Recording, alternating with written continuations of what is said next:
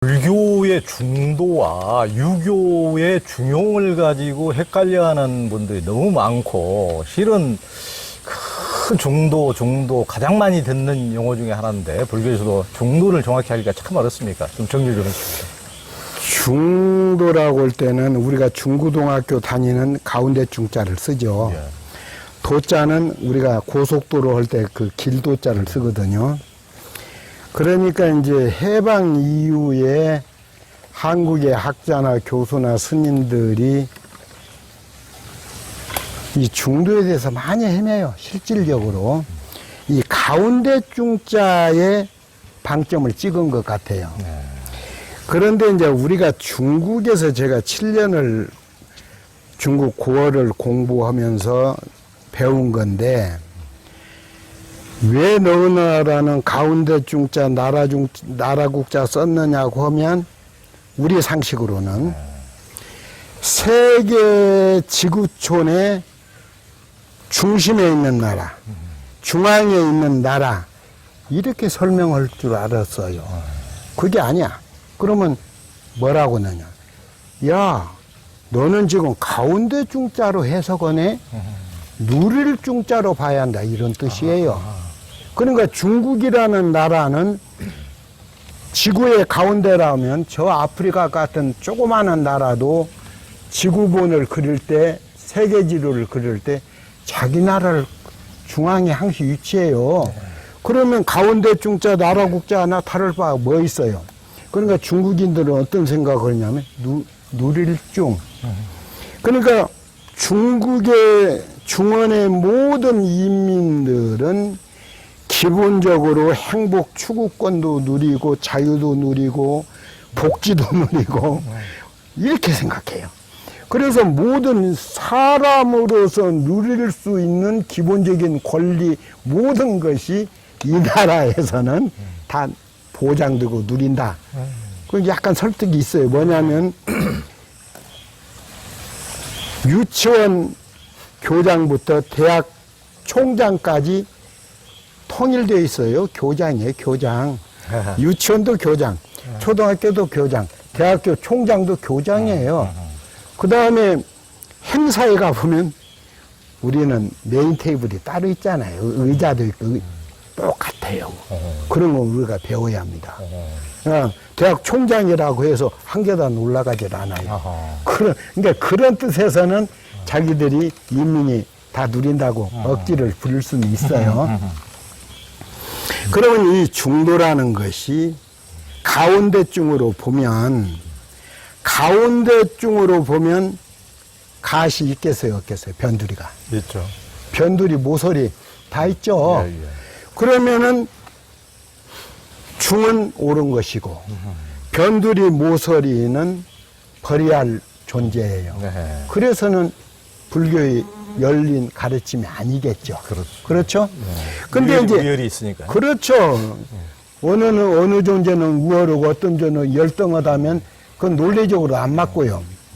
근데 이제 공자는 좀 아시다시피 가난하게 살다 보니까 묘지기도 하고 저 큰 도서관에 사서도 하고 이러면서 생계를 이어가잖아요.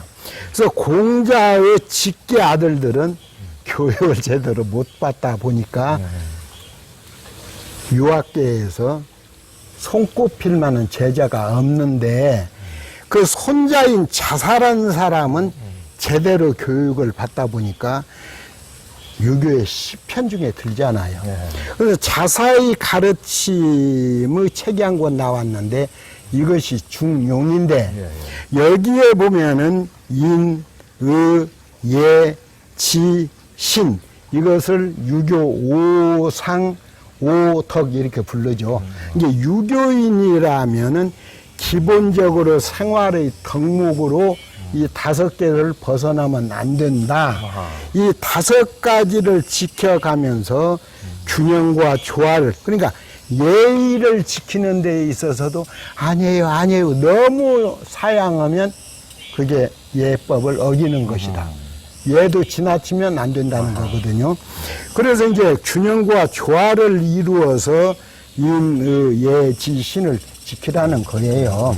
근데 불교의 중도가 예를 들어서 가운데 길을 택하고 가운데 길을 택하면은 버려야 할 변두리 모서리가 있는데 변두리 모서리를 갖다가 버릴 것 같으면은 이건 가운데 또 막 철학이죠. 이건 붓다의 평등 사상에도 어긋나고 그래서 불교에서는 임재 스님이 명쾌하게 이야기했듯이 중도를 수처작도라고 하잖아요. 내가 어느 곳에 처하더라도 거기에 내가 주인인 줄 알아라. 요즘 말로 제가 도급스님한테랑 설명을 했네요. 해가 어느 곳에서 뜨느냐? 동해요 그래요. 그러면 해가 어디로 지느냐? 서해요 그래요. 그러면 어디에서 어디까지가 동쪽이고 어디에서 어디까지를 서쪽이라고 규정하느냐 하면은 머뭇거려요. 정답은 하나인데 모든 사람은 나를 기준으로 해서 해 뜨는 곳은 동이고 나를 기준으로 해서 해 지는 곳은 서쪽이에요. 그래. 만일에 해가 저쪽에서 뜨면 조연 선생은 동에 계신 거고 조연 선생이 향봉섬을 봤을 때 저는 서쪽에 있죠. 그러니까 나는 어느 곳에 있더라도 동서의 중앙에 있는 거예요. 그러니까 동서만 중앙이 아니고 동서남북 어느 방향을 얘기하더라도 나는 누워있든 서있든 병원에 입원해 있든 세상의 중심에 있어요. 이게 이슬람이나 유대교나 기독교가 하나님을 믿는 하나의 종교 같지만은 신성을 인정하느냐 않느냐에 따라서 달라지지 않아요. 이슬람교. 이슬람, 뭐 이제, 마호멧. 그러니까 마호멧이 태어난 곳을 한 3, 40년 지난 후에 지명을 바꿔버리잖아요. 뭐라고 바꾸냐면 메카. 메카라는 소리는 신체 부위 중에서 가장 중앙에 있고 어머니 탯줄과 연결된다 해서 생명선.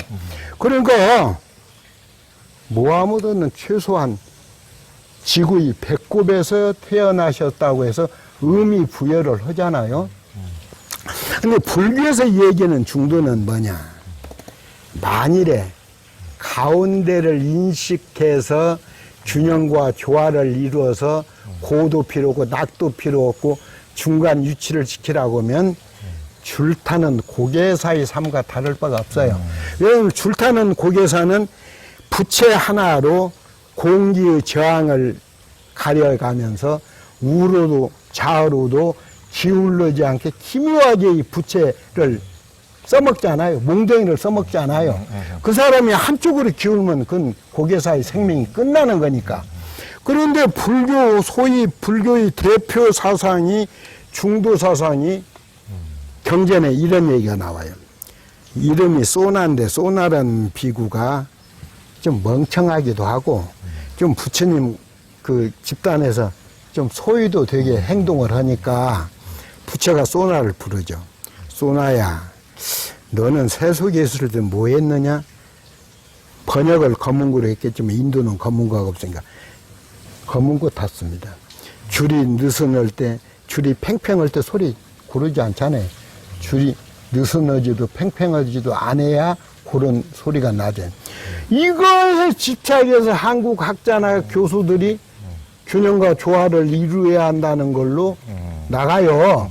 대단히 잘못 해석하는 건데. 불교의 중은 뭐냐? 네가 곧 부처, 심의무불, 즉심시불, 생활시도. 내가 곧 부처잖아요. 그러니까 쫄지 말고 기죽지 마라. 네 신분, 자금, 직장, 돈 생각하지 마라. 너는 이 세상에서 참으로 존귀한 존재, 천상천하 유아독존이야. 그러므로 네가 어느 곳에 있더라도 너는 세상의 중심에 서 있는 주인공, 임재가 말은 수처작주, 입처계진, 내가 나의 성실에게 나의 능력을 다 발휘해서 참되게 살면은 그게 곧 극락이고 정토고 부처의 세계다. 중도는 가운데중으로 해석하면 안 됩니다. 누를중으로 봐야 하고. 그 다음에 이제 1분간 해석 더 하겠는데, 중국의 삼론종이라는 그 교파가 있습니다. 여기에서 명쾌하게 중은 발을 정자, 중은 정이라 했어요. 정이라는 소리는 팔정도를 줄여서 얘기한 거예요. 그러니까 중은 내가 바르게 보고 바르게 생각하고 바르게 행동하고 내 스스로가 중심을 잡아서 나가면 사람은 흔들리고 헐떡일 때가 있지만은 거기에 집착하지 않고 본래 자리로 돌아올 것 같으면 이런 뜻이에요. 그래서 삼론종에서는 중은 대와 변에서 자유로운 것, 정은 미와 사에서 걸림이 없는 것, 이렇게 정의 내리고 있습니다. 네. 그러니까 이 중용하고 다른 중용에는 이제 뭐 가운데라는 그런 의미인데 중도라는 이제 그런 게 아니고 하여튼 그 수작주 입처 계진 네. 내가 있는 곳이 바로 중심이고 세상의 중심이고 전상천하 유화독점 그 앉은 자리가 바로 꽃자리고 그렇지. 이제 근데 보통은 이제 그러다 보니까 어떻게 보면은 이게 이제 아상을 이제 무하로 이렇게 가는 게 아니고 아상을 더 드높이 하고 그 아집을 더욱더 드높이 하는 이렇게 또 오해가 될 수도 있는데요. 그러니까 예전에 이제 각주구검이라는 그 있지 않습니까? 강을 건널 때 이제 내가 이 자리로 강을 건너서 내가 목적한 곳에 갔으니까 뱃머리에다가 내가 내린 자리에다가 딱 이렇게 표시를 해놨는데 이미 이제 배는 이미 한참 10리, 20리에 내려가고 이제 났는데 자기 표시해놓은 자리에 내리면 엉뚱한 곳에 도착하는데 이제 그것과 다름없이 이렇게 각주 구검이 어리석은 그 기준을 표준을 엉뚱한 데다 삼는 것을 이제 일컫는 고사성어인데 모든 것을 이제 세상에는 피자가 있고 타자가 있고 내가 소중하면 타자도 소중한 걸 알아야 되는데 뭐든지 내 중심으로 내 위주로 이렇게 하다 보면은 이제 타자를 무시하고 존중하지 않고 그러다 보면은 또 피자 간에 갈등이 일어나고 다툼이 일어나고 이런 또 문제가 있지 않습니까?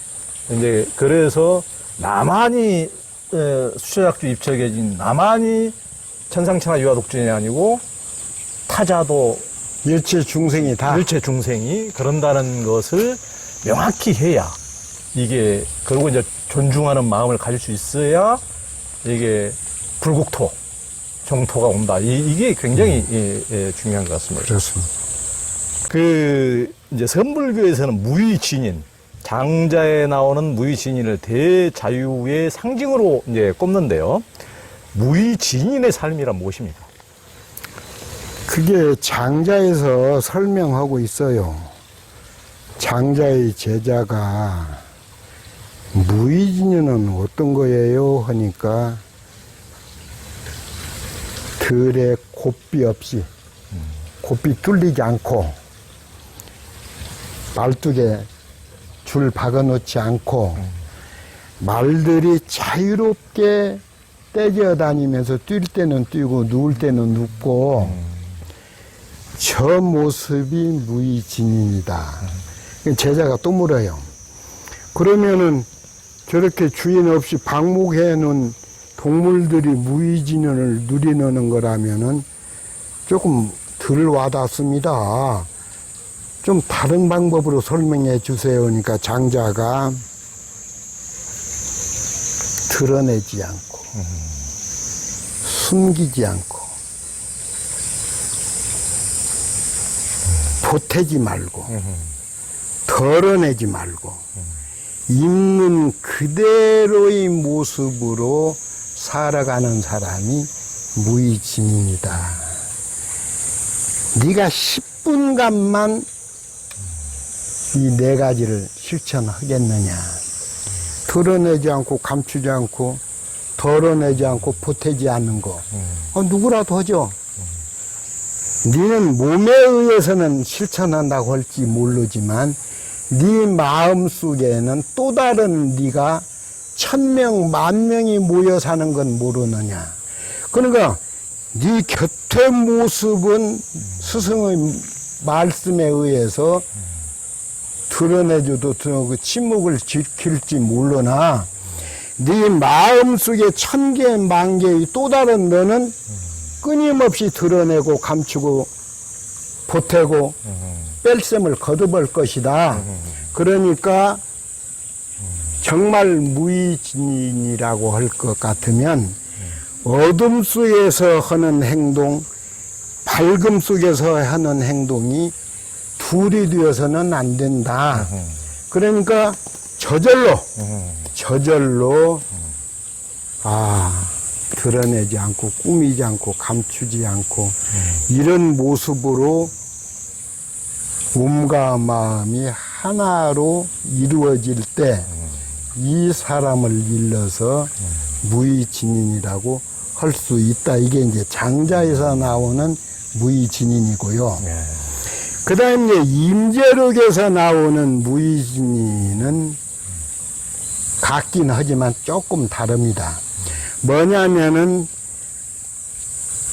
사람은 철든 후부터는 7살부터가 기억한다대, 사람은.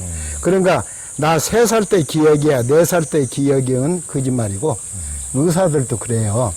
대체적으로 7살. 그니 왜 7살이 중요하냐면, 부처님 가정경에서는 7살 아이가 7살에게 이르기 전까지 부모 교육 똑바로 하라는 거예요. 자신감도 키워주고, 칭찬도 하고, 아이가 기도 살게 하고, 표현력도 갖추게 하고, 또 스스로 결단하면 박수 쳐 응원도 하고. 7살이 지나버리면 7살 때까지 부모한테 영향을 받았던 것이 일생을 살아가는 성격을 형성하는데 영향을 미친다는 거예요. 이게 부처님 말씀이에요. 그러면 부처 경전에 제일 많이 나오는 것이 참진자하고 거짓 가짜가 많이 나와요. 거짓과 참. 그러니까 팔정도가 정견, 정사, 정어, 정업, 정명, 정정진, 정념, 정정은 이거 발월정자잖아요. 이 발월정자라는 것은 규정이 어떤 것을 바른 사람이 좋다고 할 때 좋다는 그 규정이 나한테 잘하는 사람이 좋은 사람이에요. 그렇죠? 그렇죠. 그러면 바르게 보고 바르게 생각하고 바른 말은 기본을 어디에 두는 거냐고 질문하는 분들이 많거든요. 이것은 나와 타인을 동등한 위치에 두고 바르게 생각하고 바른 말을 하라는 거거든요. 그러니까 모든 것이 나를 중심으로 하기보다 우리가 보살이라고 하는 것은 중생은 자리잖아요. 내 이익이 우선이야. 보살은 나보다는 타인의 행복과 자유를, 이익을 위해서 실천하는 것을 보살이라고 해요. 이타행.